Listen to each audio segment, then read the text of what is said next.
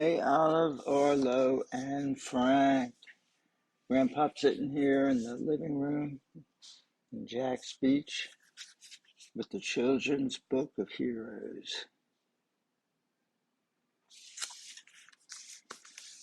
And today we're going to look at a story from Native Americans about how the animals got sunlight.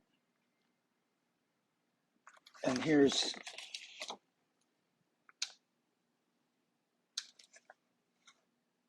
pictures of the animals, and then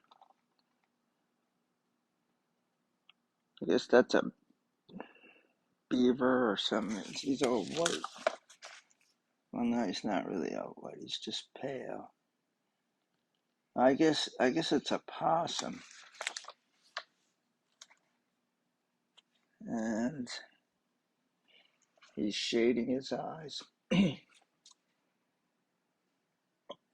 All cultures have certain kinds of stories that are called myths, and the myths almost always have some truth to them. They're what are called archetypal stories, and archetypal means that the story from way, way, way, way before. And the Native Americans, the tribes, and there were many tribes, they had their archetypal stories too. So let's dive in and look at this one. This Native American tale is about trying against the odds, even when others have already tried and failed. Such perseverance sometimes makes heroes. And perseverance means to keep on trying. Don't give up. Once this part of the world was continually dark, and all the animals kept fumbling around, knocking into one another, and they never knew where they were in such blackness. Finally, they called a great council to decide how to solve the problem. So the animals are actually doing this. Now, in the Bible, it says that light was from the beginning.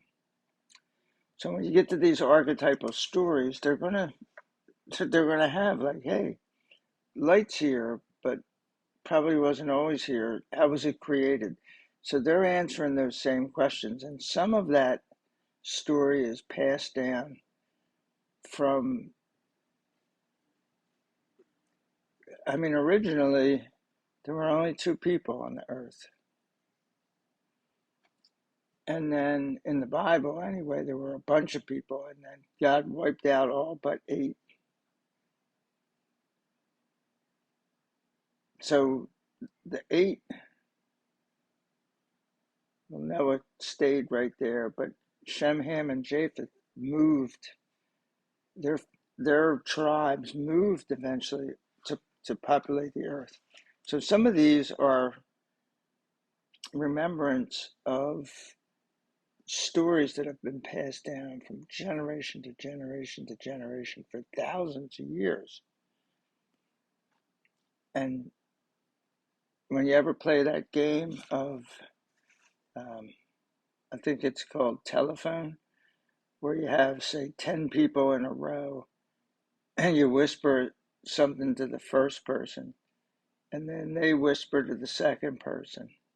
And they're supposed to say the exact same thing that the first person said, the first person heard.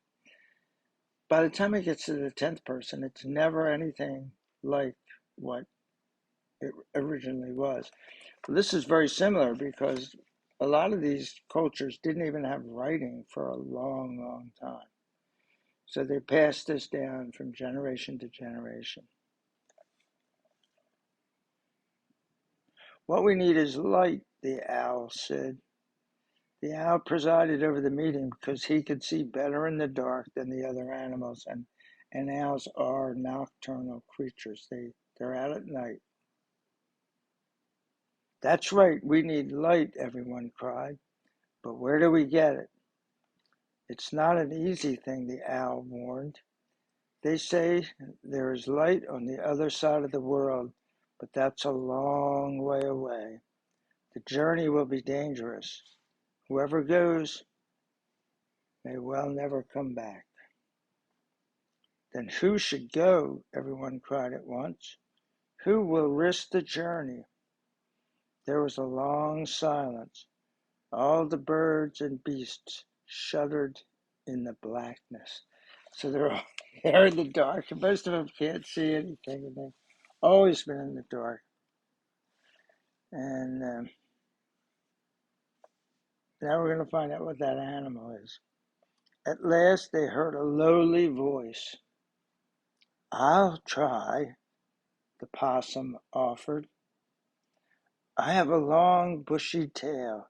I can wrap some light inside its fur and carry it home behind me. So the possum set out alone, traveling to the east. He walked for days and days across the black earth, never knowing where he really was, until finally he began to see a little glow in the sky. He hurried toward it, and it grew lighter and lighter. Soon it was so bright it hurt his eyes, and he had to squint to keep it from blinding him. And even today, possums often close their eyes in narrow slits so that they look as though they're sleeping. And that's what they call, if you're pretending you're asleep, they call that playing possum. One time in Coral Gables, there was a possum in our trash can, and he was playing possum. I couldn't get him out, so my neighbor took him out front, and I think he used a shovel. Like, I got him out of the trash can, but he just like laid there, and I should have just left him alone. But I thought, well, maybe he's dead. I knew he wasn't asleep. He was either dead or playing possum. So my neighbor, I think, took a shovel and picked him up and just flung him out in the middle of the street. I'm glad that a car didn't run him over. Shout out to my neighbor Bob, my former neighbor Bob. Finally, when he'd gone all the way to the other side of the world, the possum found the sun. He grabbed the piece as fast as he could and wrapped it up in his long, bushy tail and turned for home. But the journey home was just as long, of course, and the piece of sun was too hot and bright for poor Possum. It burned all the fur off his tail and fell onto the ground. That's why today Possum's tail is long and bare, and they're nasty looking things.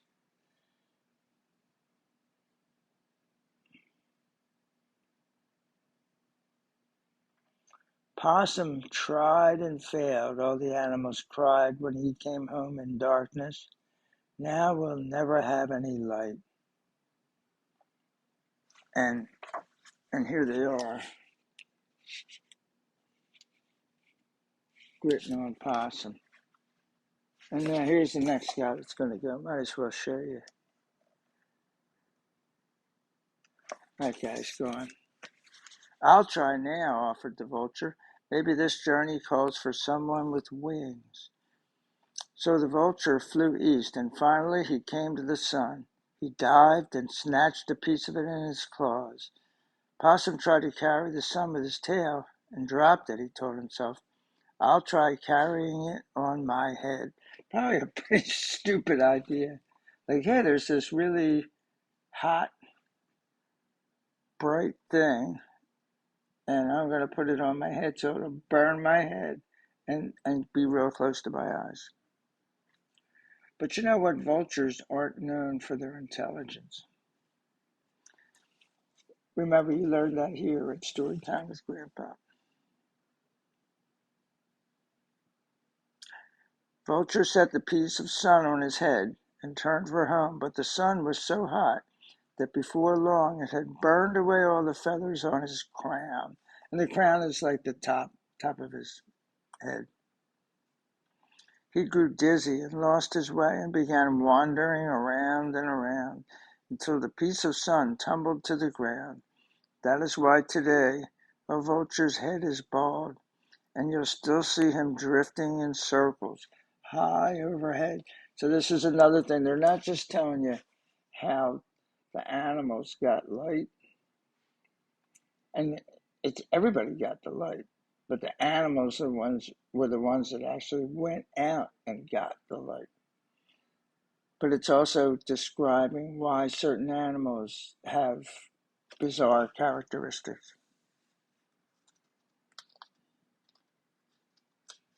Now we're truly finished, the animals cried when Vulture returned in darkness.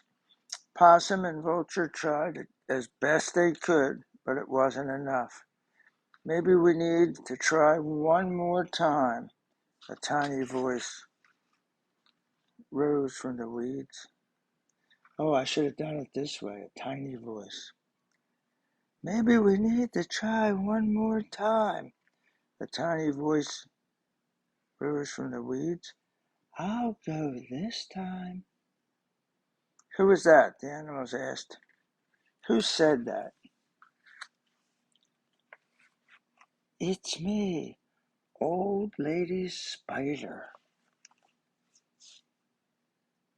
Oh, and I'm not going to show you the picture. I know I'm small and slow, but perhaps I'm the one who can make it. Before she started, she gathered a bit of wet clay, and with her 8 tiny hands, she made a little pot. Possum and Vulture had nothing to carry the sun in, she said. I'll put it in this pot. Then she spun a thread and fastened the end to a rock.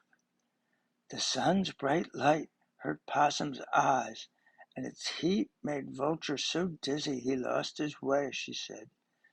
But I'll follow this thread home. So she set out, traveling east, spinning her thread behind her as she walked. When she reached the sun, she pinched off a small piece and put it in her clay pot. It was still so bright she could hardly see, but she turned and followed her thread home. And so now we'll show the picture. So here's,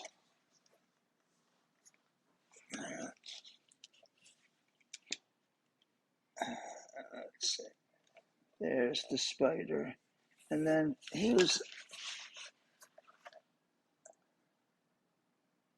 the spider web. I assumed it was just one thread from a web, but hey.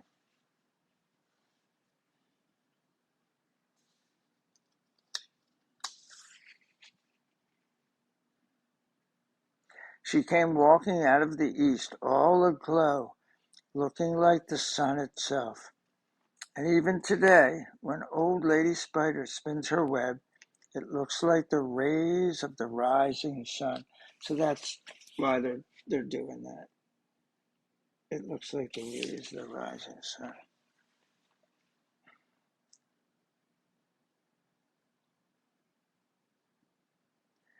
She reached home at last.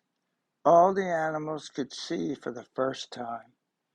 They saw how tiny and old Spider was, and they wondered that she could make the journey alone. Then they saw how she had carried the sun in the little pot, and that was when the world learned to make pots out of clay and set them in the sun to dry. So it's not just how the animals found the light and brought it to humanity, and how the certain of the animals got their characteristics. But now it's about how men learned about pottery, and pottery is the most basic thing for a basic civilization, one that it was kind of just getting off the ground. Making clay pots is one of the first signs of civilization.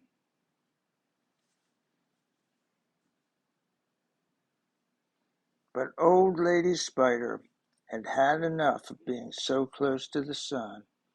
That is why today she spins her web in the early morning hours before the sun is too high and too hot.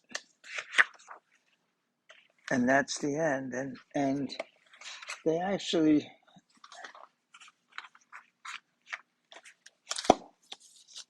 do spin them in the morning. So if you go out hiking in the woods in the late afternoon and you're going on a trail that has a lot of people, you probably won't run through any spider webs. But if you go early in the day, every once in a while you'll be walking along or jogging or riding a mountain bike, and you're going along, and boom, all of a sudden you go through a spider web. And the spider a lot of times is on there, and the spider will get on your face or something, and you're going like, ah. Um, so that's what they do. Anyway, peace out.